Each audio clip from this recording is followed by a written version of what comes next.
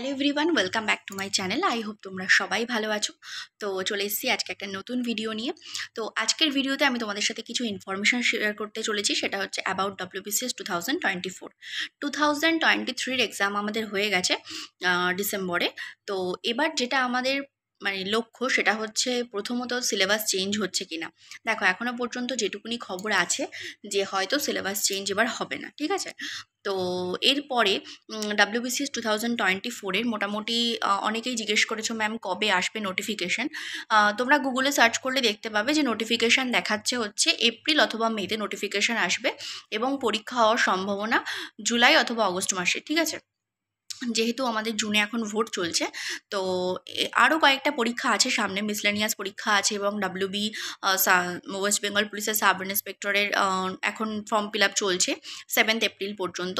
তো মোটামুটিভাবে এখনও যেটুকুনি ওয়েবসাইটে তো জানিয়ে দেবে অবশ্যই আমাদের পাবলিক সার্ভিস কমিশন, কিন্তু যেটুকুনি এখনও পর্যন্ত জানা যাচ্ছে সেটা হচ্ছে মোটামুটি ধরে রাখো তোমরা যে অগস্ট, জুলাই কিংবা অগস্টে হয়তো পরীক্ষা হতে পারে এবং সেই অনুযায়ী প্রিপারেশান নাও।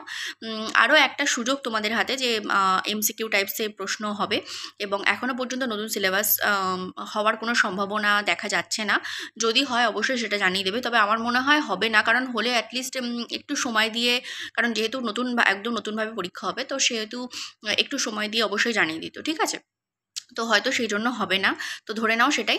এবং যেটা বলবো সেটা হচ্ছে হয়তো এপ্রিল মাসে অথবা মে মাসে আমাদের মার্চের আজকে হচ্ছে তোমার 29 তারিখ, এবং আর কদিনের মধ্যেই অর্থাৎ সামনের মাসে বা এপ্রিল বা মে মাসে কিন্তু নোটিফিকেশান আসবে, এটুকুনি জানা যাচ্ছে। এবং নোটিফিকেশান আসার প্রায় 3 মাসের মধ্যেই কিন্তু পরীক্ষা হয়, সেইটা তারিখও ধরে নাও। তো তোমরা মোটামুটি জুন, জুলাই, আগস্টের দিকে কি জুলাইয়ে এরকম ধরে নিতে পারো। আর যদি সেই সময় পরীক্ষা না হয় তাহলে হয়তো সেই ডিসেম্বরেই পরীক্ষা হবে। তো প্রিপারেশনটা ঠিক সেইভাবে নিয়ে যাও, ঠিক আছে।